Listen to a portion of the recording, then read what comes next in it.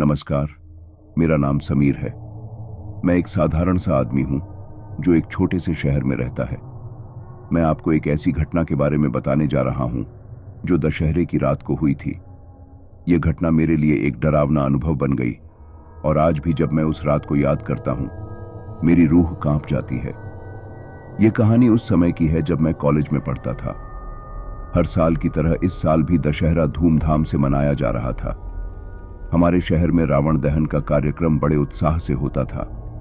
हर कोई उस रात का बेसब्री से इंतजार करता था, लेकिन मुझे नहीं पता था कि इस साल दशहरा मेरे लिए क्या लेकर आएगा। हमारे कॉलेज के दोस्त एक साथ मिलकर रावण दहन देखने का निर्णय लेते हैं। उस रात की हवा में एक अजीब सा सन्नाटा था। जैसे जैसे शाम होती गई, सब उत्साहित थे। हम सब एक पार्क में इकट्ठा हुए जहां रावण का बड़ा पुतला बनाया गया था। पूरे शहर के लोग उस पुतले को जलाने के लिए आए थे, लेकिन कुछ ऐसा हुआ जो किसी ने सोचा भी नहीं था। जब हम सब उस पुतले के पास पहुंचे तो मैंने एक महिला को देखा। वह सफेद साड़ी में थी। उसकी आंखें गहरी और अंधेरी थीं। उसने मुझे घूरा और उस घूरने में कुछ ऐसा था जो मुझे असहज कर गया। मैंने सोचा कि शायद मैं ही ऐसा सोच रहा हूं, लेकिन फिर भी मैंने अपनी आंखें उस पर से नहीं हटा सका। रात का समय हो चुका था। सभी लोग पुतले के चारों ओर इकट्ठा हो गए थे और उत्साह की लहर में हर कोई रावण दहन की तैयारी कर रहा था। लेकिन मेरे मन में उस अजीब महिला की छवि बनी रही। मैं सोचने लगा कि क्या कुछ अनहोनी होने वाली है। क्या वह महिला भी इस दशहरे के उत्सव का हिस्सा है या कुछ और? जैसे जैसे रावण का पुतला जलने की तैयारी हो रही थी, मैंने देखा कि वह महिला वहां से चली गई।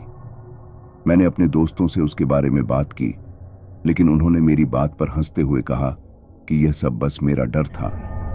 फिर भी मेरा मन उस महिला के बारे में सोचने से नहीं हट रहा था। हम सब ने मिलकर रावण दहन देखा और जैसे ही पुतला जलाया गया, तेज लपटें आसमान में उठने लगीं। हर कोई खुशी से झूम रहा था, लेकिन मुझे एक अजीब सा डर लग रहा था। मैंने एक बार फिर उस महिला को खोजने की कोशिश की, लेकिन वह कहीं नजर नहीं आई। दशहरे की रात का माहौल खुशनुमा था, लेकिन मेरे अंदर कुछ अजीब सा चल रहा था। मैंने अपने दोस्तों से कहा कि चलो हम थोड़ी देर और यहां रुकते हैं।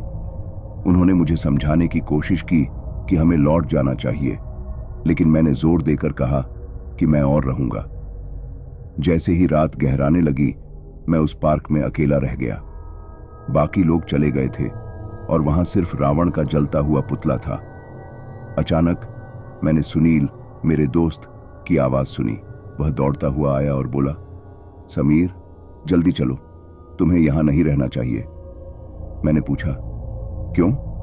उसने कहा, यहां कुछ अजीब हो रहा है। मैंने सुना है कि इस पार्क में कई साल पहले एक महिला का मर्डर हुआ था। मुझे समझ में नहीं आया।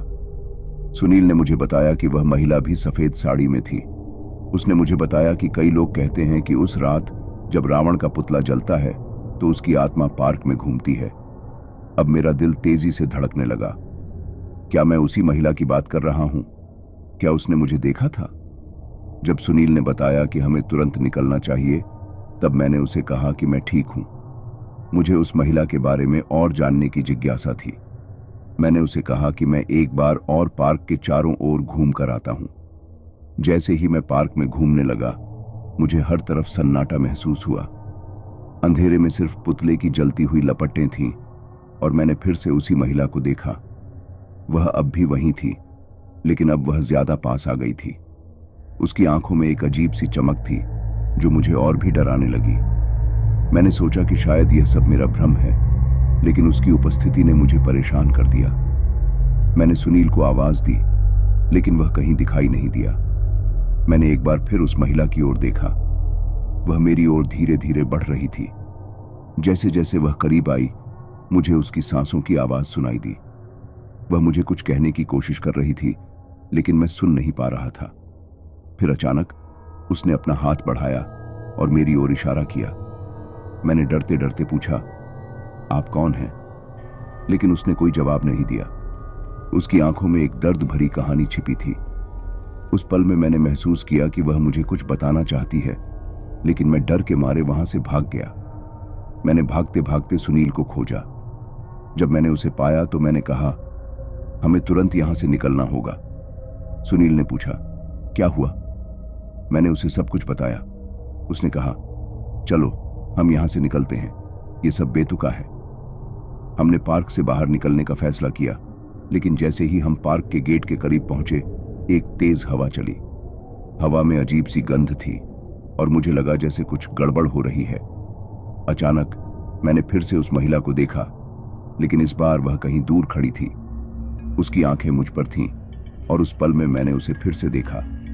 इस बार मैंने अपने डर को परे रखा और उस महिला से पूछा, क्या आप मुझे कुछ बताना चाहती हैं? मेरी आवाज कांप रही थी, लेकिन मैंने हिम्मत नहीं हारी। उसने मुझे बस घूरते हुए देखा और अचानक उसने अपने हाथ से मुझे इशारा किया कि मैं पास आऊं। मैं डरते डरते उसके पास गया। उसने अपनी आवाज में कहा, मेरे साथ आओ, मुझे सुनो। मैंने उसे पूछा, क्या हुआ था आपको? वह धीरे धीरे बोली, मैंने एक बार इस पार्क में अपना जीवन खोया था। यह सब रावण के पुतले से जुड़ा है। मेरे मन में अनेक सवाल उठ रहे थे। मैंने कहा, क्या आप मुझे बता सकती हैं कि आपने कैसे अपना जीवन खोया? उसने कहा, यह सब दशहरे की रात से शुरू हुआ। उस रात मुझे धोखे से मारा गया था। मैं अपनी हत्या का बदला लेना चाहती हूं।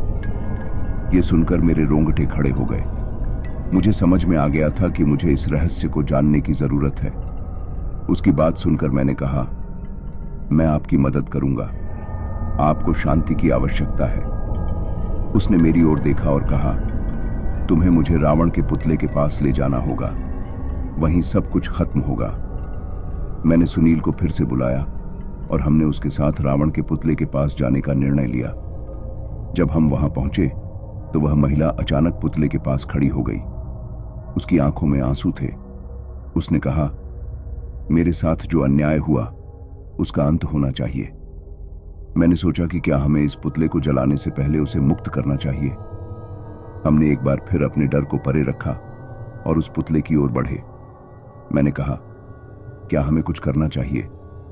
उसने कहा, मुझे इसकी आत्मा से बातचीत करनी है। जैसे ही मैंने उसे पुतले के पास खड़ा किया, अचानक एक तेज आवाज गूंज उठी, कौन है जो मुझे परेशान कर रहा है? यह सुनकर सब कुछ चौंक गया। हमने देखा कि पुतला जलता हुआ अचानक बंद हो गया। वहां अंधेरा छा गया और उस महिला की आत्मा ने कहा, यह समय है कि मैं अपना बदला लूं। उसके बाद एक भयावह दृश्य सामने आया। पुतले से एक अंधेरा आकार निकला और उसने उस महिला को खींच लिया। हमने डर के मारे भागने की कोशिश की, लेकिन वह अंधेरा हमें रोकने लगा। अंततः उस महिला की आवाज सुनाई दी, मैं आजाद हूं, तुमने मेरी मदद की। उसके बाद वह पुतला जल गया और हम वहां से भाग निकले।